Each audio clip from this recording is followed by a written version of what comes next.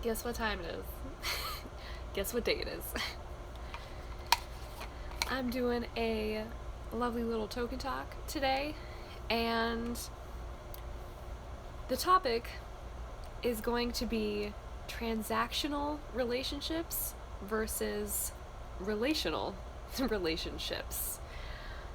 I was just posting and talking with somebody about how, when you really care for yourself, it looks so different than when you relationally care for yourself. It's different than when you transactionally care for yourself. In the same way that having a relationship with somebody to get something out of it, or that you feel like you have to give something specific to in order to build a relationship or maintain a relationship with somebody, it's the same way that you do it with other people, that self-care and self-love and all of the ways that you take care of your inner self and your outer self even can be transactional and can be relational. So I'm packing a bowl right now. Today is Token Talk Day, and I'm excited to talk about this because I love talking about relationships. I love talking about how we relate to ourselves, and I would love for you to join me. If you partake in smoking weed, then pack a bowl with me and let's chat about this. If you don't, that's okay. You're not excluded. You're always included here. You're allowed to hang out and relate. You see how I tied that in? So I've got my bowl packed, and I also have some watermelon juice, and I'm very excited to get this thing going.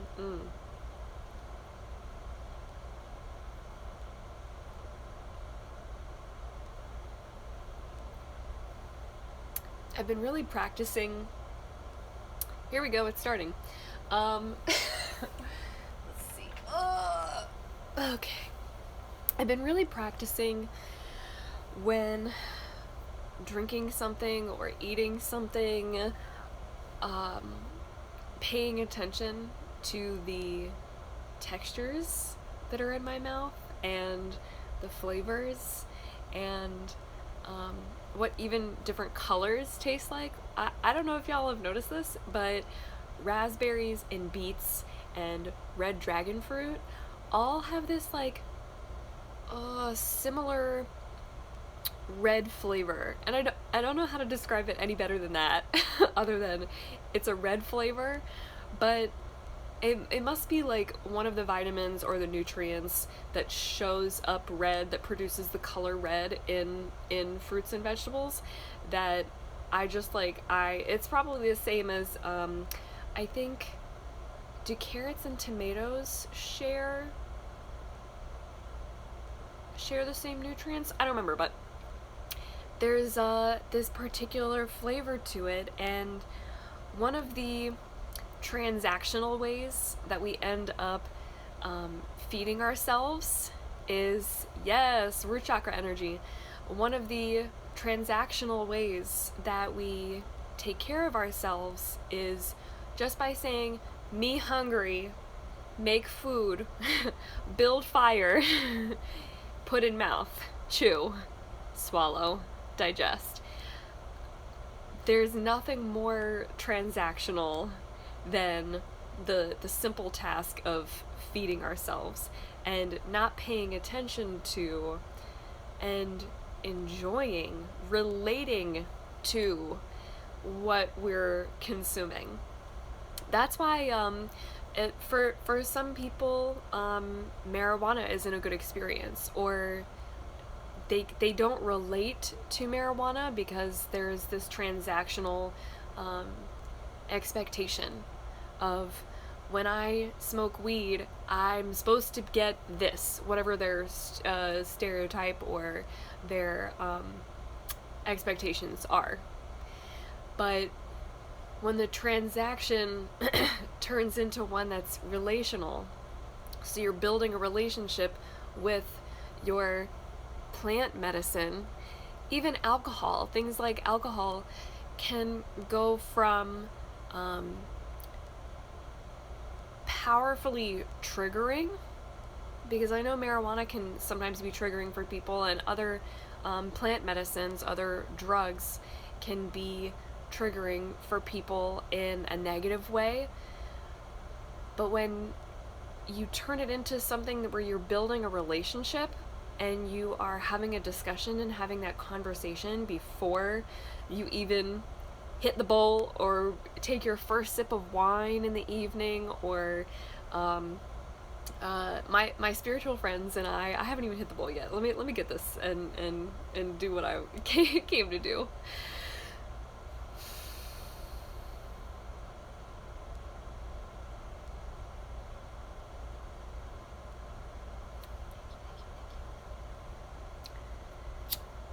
It's one of the things I do now, is I say thank you 3 times to the things that I consume.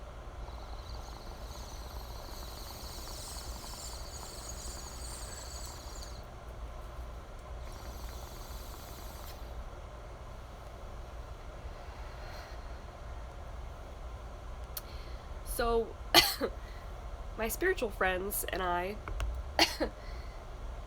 have gotten together to do plant medicine ceremonies together, meaning we'll all smoke weed together, we'll all smoke tobacco together, we'll all eat mushrooms together, or take what is it called, LSA. We call them seeds, but it's basically baby Hawaiian primrose, I think that's what it's called. And it, when you turn it into, when you crush it up and you turn it into the chemical form, it becomes LSD. And so it's like the natural version of that, more diluted, and has more of like an ego subduing effect, where you can just like really confront things. If you're ready to confront things, with LSA you will confront things. With seeds you will confront things. But we'll do plant medicine ceremony together, and we'll be very intentional about it. And we've also had I think 1 or 2 we call them alcohol ceremonies, because that's how we treat them, but parties where we're drinking and we have this way of developing a relationship with the medicines that we take, with the foods that we consume, with the juices that we drink, any and everything. We have this way of relating to our food and our plant medicines and the things that we consume, so that when we're in space together to receive it, we're all on such a different level, and we're actually, because we set that relational intention, we begin to relate to each other on a totally different level. All transactionality, if that's a word, all idea of transaction, making things so that it's I give in order to get, or because you gave, I feel obliged to give. That's one of the words that came up in one of the comments for the post that I just wrote about, which is seeing people talk about self-care in a way that is transactional, in a way that is, if I drink more water, then I will. It's like, it doesn't work. It doesn't work that way. You know, drinking more water or taking more bubble baths is not going to cure everything. It's not going to heal you. It's not going to help you build a deep, lasting, loving relationship with yourself. All it's going to do is make you feel better for a short period of time. The more relational way of investing in that self-care is by doing, like I said, the emotional work, the mental health work, the spiritual work, all of the kinds of things that you can't actually see, like, you can't prove to anybody else other than through your behavior, other than through changed behavior. And changed behavior takes a while. It takes a long time, because going through the baby steps of stepping closer to yourself, your inner child, your shadows, stepping closer to those scary spaces, where the closer you get, the more you realize it's like, you know, the monster projected on the wall, like the monster shadow projected from like a little baby kitten, and you're like, oh, I'm so glad I got closer to you, because now I realize, like, you're just this soft, squishy, vulnerable, sad part of me that needed help, that's vulnerable, that needs to be cradled and cared for and loved and paid attention to, and learn about in such a way that I can really see how we relate. Not just going into your shadow so you can get it over with, so you can start with the shovel, just ripping things out, pulling things out, and that's like what happens when you unload onto other people. Like when you emotionally dump on other people, or when you get into a conversation and you find yourself just going on and on and on about whatever's going wrong with you, and maybe if you take a step back and you listen to yourself, or you listen to yourself in hindsight, you like replay things and you realize, did I find out how my friend was doing? Did I ask my friend if it was okay to talk about something that turned out to be so heavy? Did I check in with my friend as we were going to see if they were still relating to me? Because if not, then that was a transaction. That was a transaction that you didn't pay for.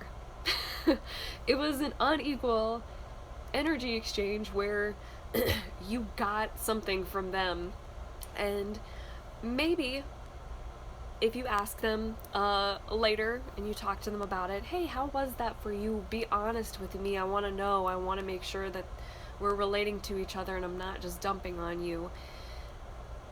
Maybe they will have loved it. Maybe they're one of those people who's just like my friend Karina, who is if you've ever looked into human design, you will know that there are several different types of ways that people show up based on their birth charts, and one is a projector. That's me. I'm like a visionary. I'm a Pisces, so I'm like a very visual person. There are manifestors, there are generators, which I'm pretty sure you can figure out what a generator looks like. Manifesting generators, which I find so interesting that that's the only combo that exists. Maybe I'll go into that again someday. But the other one is a reflector.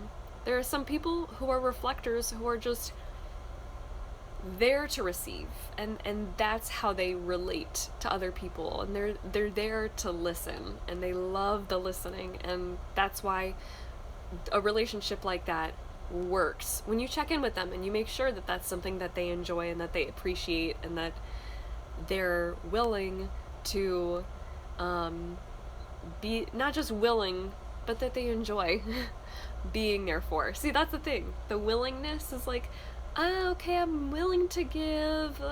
There's almost like a pulling or a tension or a force with that word. But when it's you're giving it because you enjoy it, that's when it's relational. That's when you know that it's not, I'm not just giving to get, or I'm not just expecting something from this other person. It's, I'm actually here because I want to be, because my heart needs to be, because my soul needs to be. There's something bigger inside of me that feels like it can speak up more when I'm around you. There is something deep within me that that little shadow kitten that feels safe. I feel safe with you. That is relating. I feel cared for by you. I feel like you care about me. That is relational. Just fulfilling what the other person wants from you is transactional. Just getting what you want out of other people and not checking in with their needs is transactional. I have people in my life. I have a few people in my past who I have disconnected from because I just can't anymore. But I have a few people still in my life because they're never going to go away. They're just a part of my story. They're a part of my family who will actually try and meet everybody's wants and give people what they want, but don't actually care about what they need. Don't actually care about their emotional needs, their mental needs, their mental health needs. Don't actually care about those things. So they're not actually building relationships that relate to the people that they love and that they claim to care about. They're actually just building transactions because what they get out of it in return is our company, because they give us so much. There's that sense of willingness and obligation for showing up for that other person. I mean, for me, it's not that hard because it's really, I mean, what they want out of it is quality time, and quality time is one of my love languages. Acts of service is one of my love languages, and that's, you know, I feel like it's easy in some relationships to let transactionality go, or try and set boundaries when that transactionality turns into like a power struggle kind of thing, or when that person does step over your boundaries, does step across a line that you are not willing to cross. Everything else is on the table, but that's just the one transaction that, like, you know, how does that song go? I'll do anything that you want me to, yeah, but I can't go for that, no. No can do. So that's the one thing that you're like, no can do, and you either feel the weight of that transactionality by saying yes when you actually want to say no, or you learn to say no and the other person learns with you and learns to accept it, and the transactional relationship becomes more relational. You might also try and let that person know, hey, that I can't go for that. And when you say no, when you set a boundary, they might resist it. they might put up resistance to it, and that's how you know this is a transactional person. This is somebody who has a fixed mindset, who is not willing to change and not willing to learn from or grow from engaging with the people in their life. They're just here to do their thing, and that thing doesn't involve meeting my needs and helping me meet my needs and making me feel safe all the time and making me feel comfortable and loved all the time. It's just some of the time, you know? That's how you know. That's how you develop a little differentiation. And oh my gosh, I was talking about this earlier, but I just circled back to it in my head and realized, like, oh my gosh, I was talking about food and tasting things, like really tasting things, and I was gonna get into a tangent about that, but I only thought about it because I thought about my watermelon juice, and I was like, hey, I want this.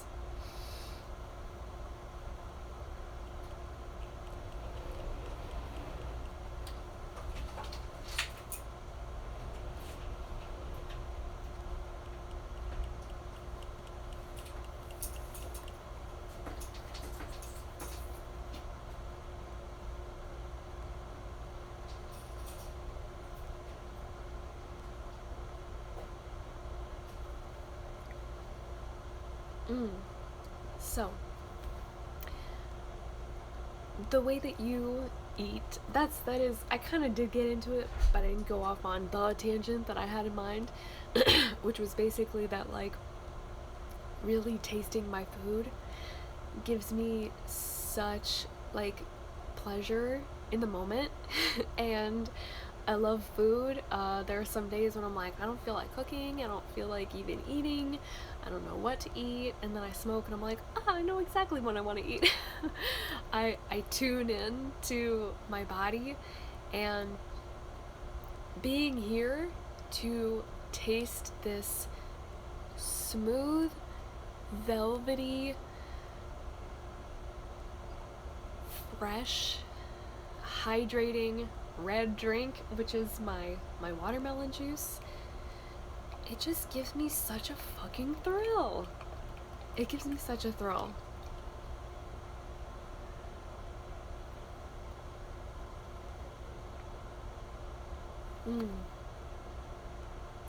And it's things like that that also help you realize when food, so we will circle back to the food conversation, when food and your relationship to food is transactional versus relational.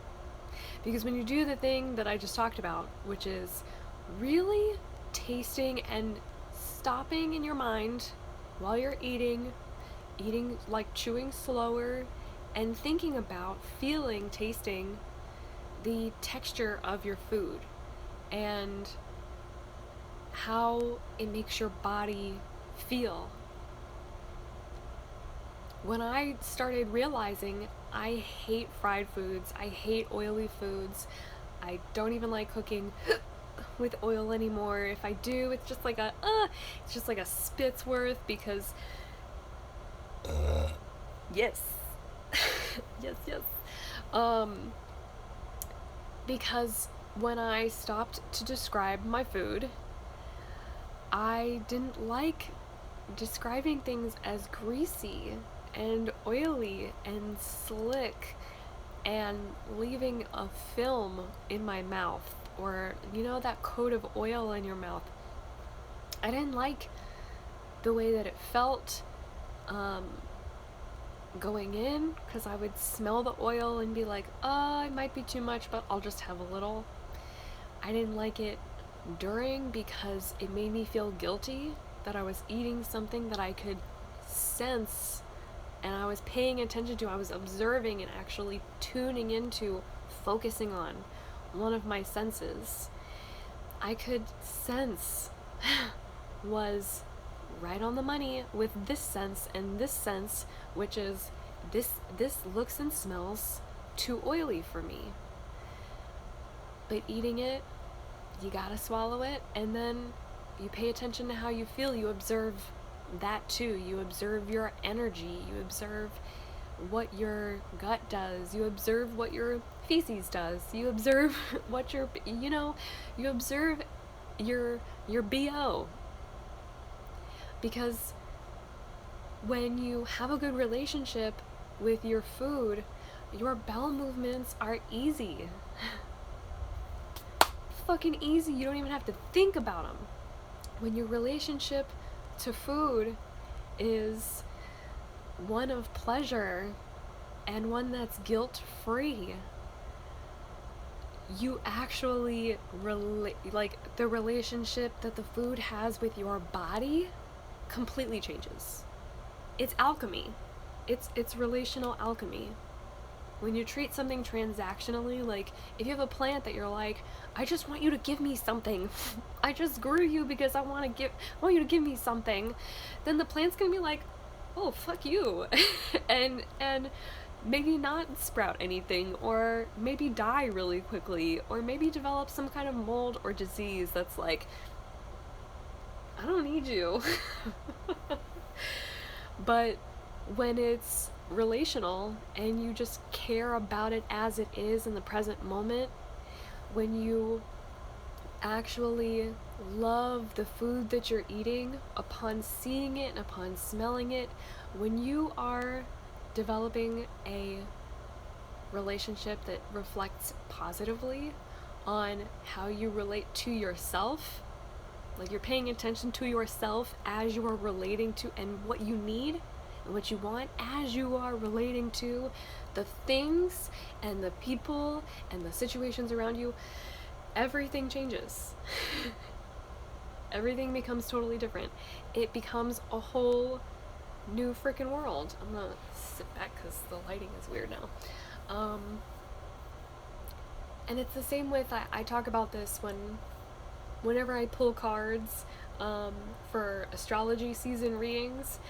I always talk about whenever there's something in the Pentacles or the World's card that is about your environment and your external world, I always talk about if you have to do any kind of like spring cleaning, or if you're going through even like a relationship change or a relationship cleaning or a job cleaning or whatever it is that's changing, that's outside of you that still affects you, go to your room, go to the space where you spend the most time, which might be at your desk at work. Go to the space where you spend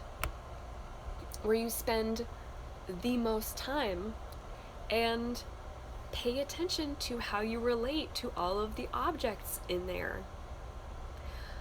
Are there books that are sitting, I bought Me and White Supremacy, and I still haven't started on it yet because I'm trying to finish another book right now. But I've made time for my Taking Charge of Your Fertility book, which is something else that's really important to me.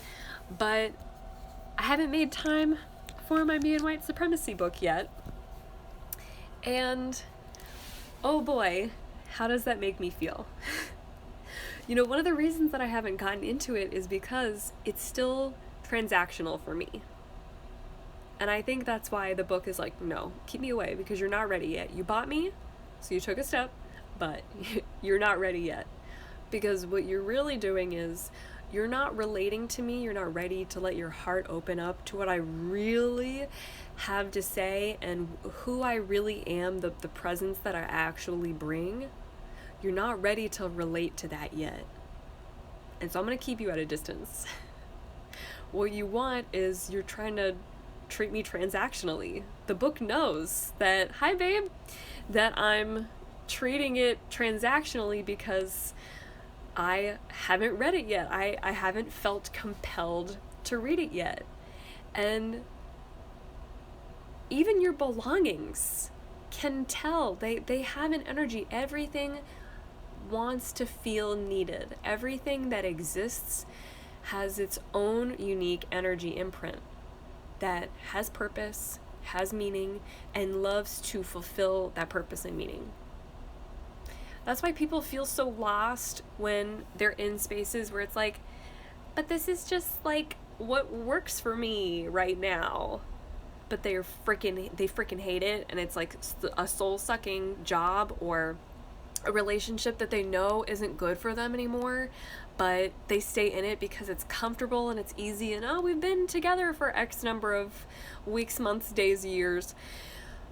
There are transactional ways of relating to the people and the objects in your world, in your life, that keep you with them and feeling like shit, or once you make that switch and you realize, I want to relate to everybody and everything, I want to really be there in the present moment with every single thing and person and being and energy force that I interact with, everything changes. You realize that the books that have been sitting on your shelf for such a long time that their purpose is to be read. The reason that they were created is to tell you something and to speak to you. And and if you have them, if you keep them and you don't intend on reading them, or they just make you feel guilty, then that's one of those things where you realize, I bought this as a transaction, not as a relation. I bought this to get something from it. rather than to like receive receive its energy fully and not expect like not expect anything from it. Just let it be what it is in my life, and let that influence me and impact me and change me. Allow myself to relate to something that is a creation of someone else's. When you have a bunch of freaking belongings, even crystals, like they get mad when you're not cleansing them, when you're not interacting with them, when you're not moving them and holding them, and they have their own everything wants to feel useful. And that's why transactional relationships started, because we got into this masculine toxicity that told us productivity needed to make all useful things and people more useful and more productive. So we kind of forgot about the community relational type of love. And we started to develop a taste for transactional love, of if I give you something, then I expect something in return.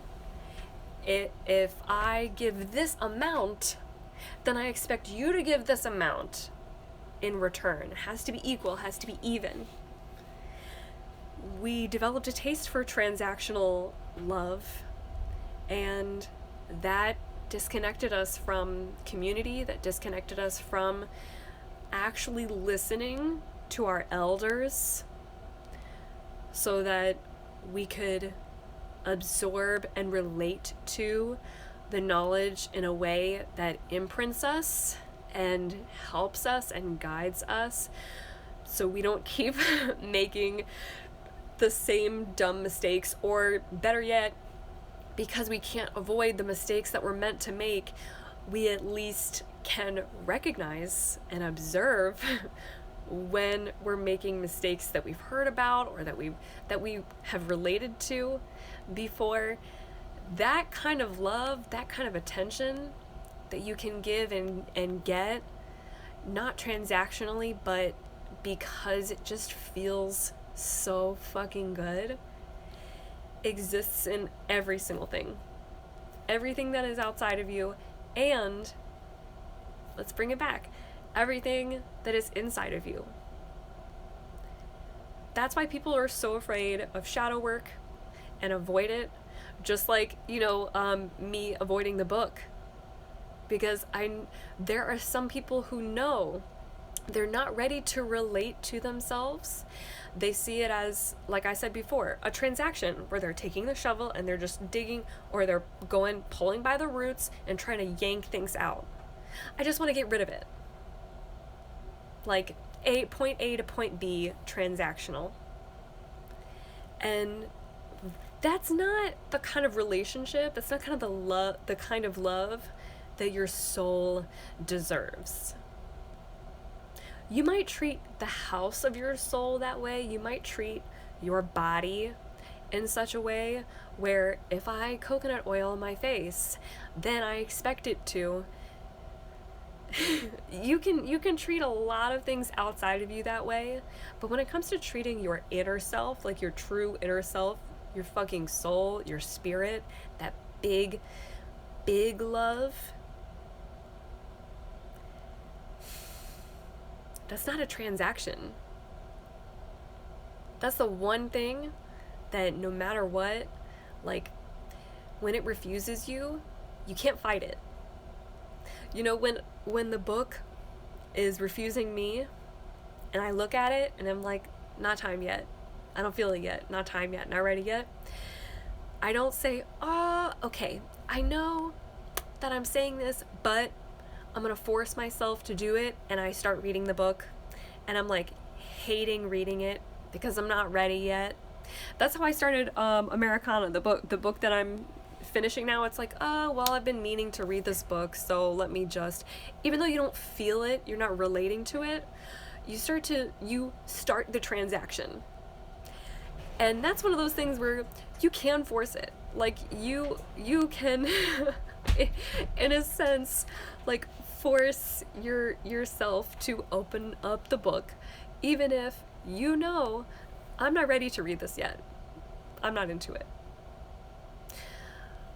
But that thing inside of you, your soul, your spirit, that capital L, love, that's the one thing that can and will always refuse you when you're just trying to do emotional or mental health labor for the purpose of transaction. Like, you might feel like you're not ready for therapy, and yet force yourself to go even though you don't really want to. You're saying in your heart and your soul and your body, you're saying no the whole time, and you're fighting it. Therapy can't fight back. You're the one who, but when it's that thing inside of you, that voice, it will stay quiet. You cannot pull it out until you are ready to relate to it, until you are ready to receive the energy as is without trying to change it or wanting to use it. You have to just want to relate. You have to just want to build the kind of love that is relational. Oof, brought that thing all the way around. I hope that this token talk has been fun for you.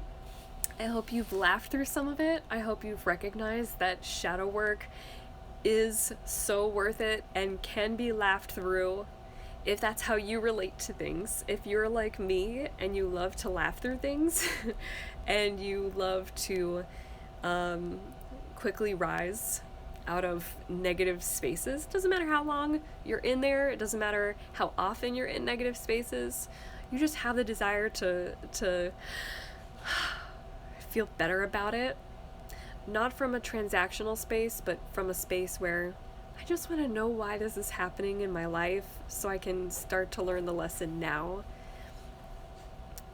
then shadow work is going to be a lot.